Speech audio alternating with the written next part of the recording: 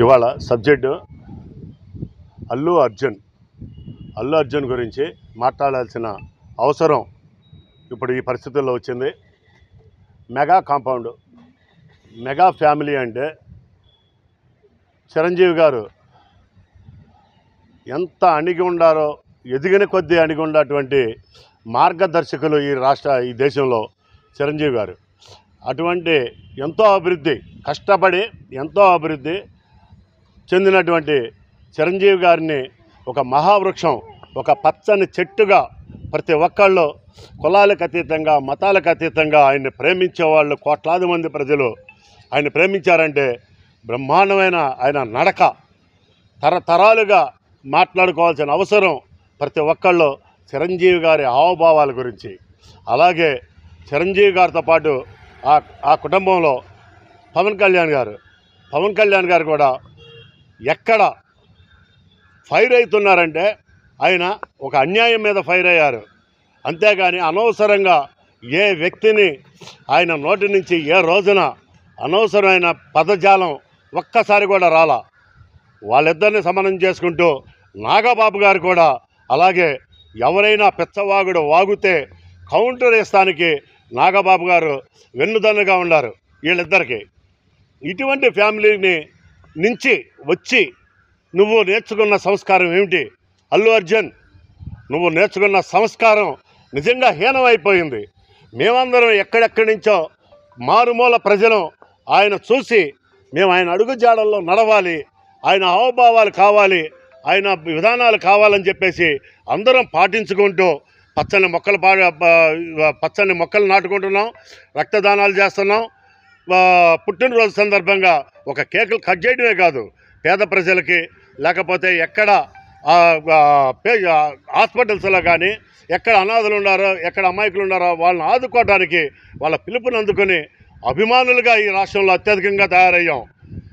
అల్లు అర్జున్ రేపు డిసెంబర్ 6వ తారీఖున నువ్వు మాట్లాడిన దానికి చిరంజీవి గారు, పవన్ కళ్యాణ్ గారు, నాగబాబు గారు వాళ్ళ కాళ్ళు కడిగి ఆ నీళ్లు పబ్లిక్గా మీడియా ముందు నెత్తిన పోసుకుంటే పోసుకో, లేకపోతే ఈ 40 గ్రామాల్లో ఈ మండలం బాపులపాడు మండలం నుంచి హనుమాన్ జంక్షన్ నుంచి మాట్లాడుతున్నాను. ఈ 40 గ్రామాల్లో రేపు డిసెంబర్ 6వ తారీఖున నీ సినిమా రిలీజ్ చేయలేవు. ఏ థియేటర్లోనూ నీ సినిమా ఈ ప్రాంతంలో రిలీజ్ కాదు. ఈ గన్నవరం నియోజకవర్గం మొత్తం కూడా నీ సినిమా రిలీజ్ అవ్వటం మాత్రం ఖచ్చితంగా అవ్వదు.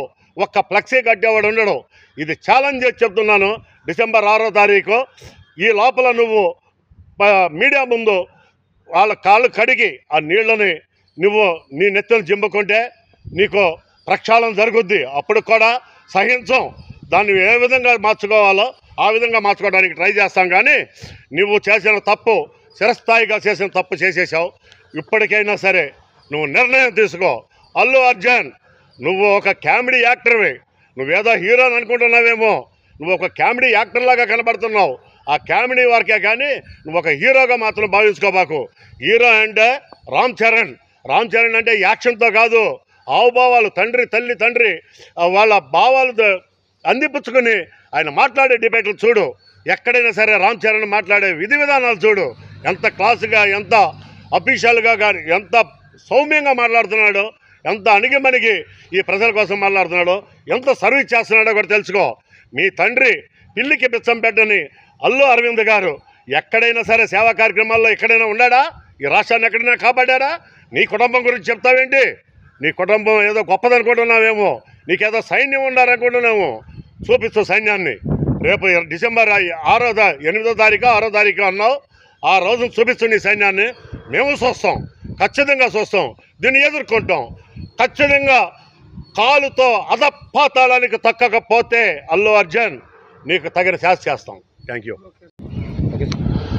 ఇవాళ సబ్జెక్టు అల్లు అర్జున్ గురించి మాట్లాడాల్సిన అవసరం ఇప్పుడు ఈ పరిస్థితుల్లో వచ్చింది. మెగా కాంపౌండ్, మెగా ఫ్యామిలీ అంటే చిరంజీవి గారు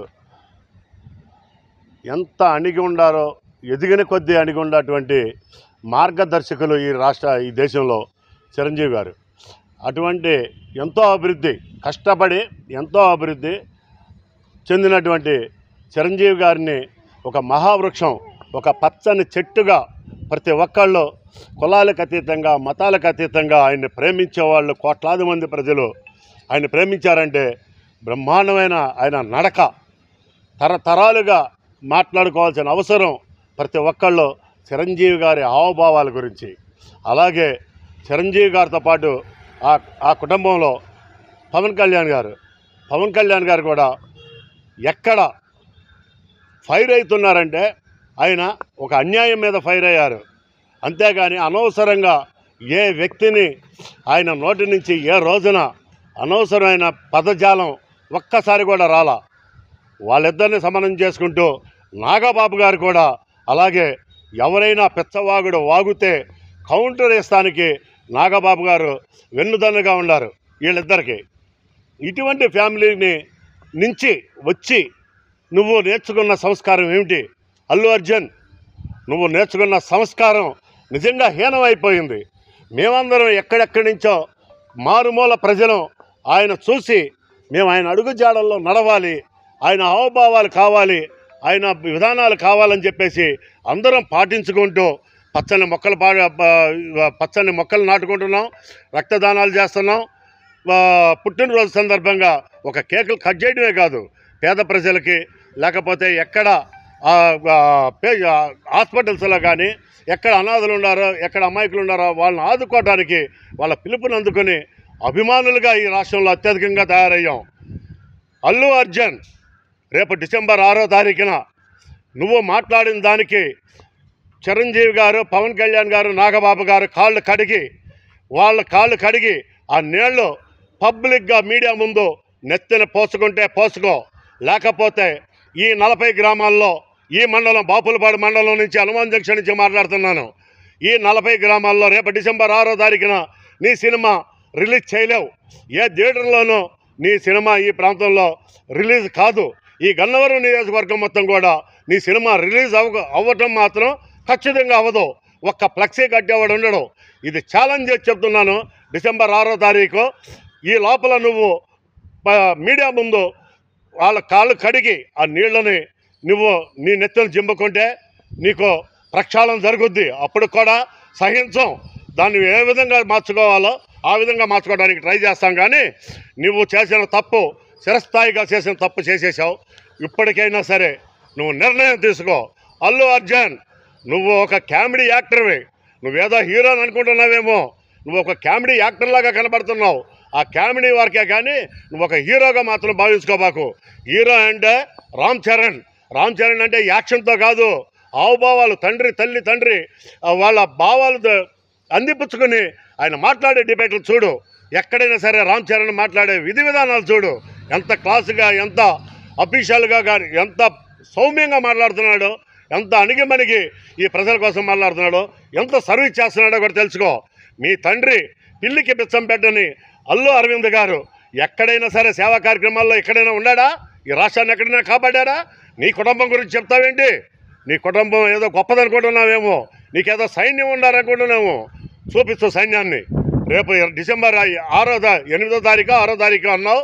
ఆ రోజును చూపిస్తూ నీ సైన్యాన్ని మేము చూస్తాం, ఖచ్చితంగా చూస్తాం, దీన్ని ఎదుర్కొంటాం. ఖచ్చితంగా కాలుతో అధపాతాళానికి తక్కకపోతే అల్లు అర్జున్ నీకు తగిన శాస్తి చేస్తాం. Thank you.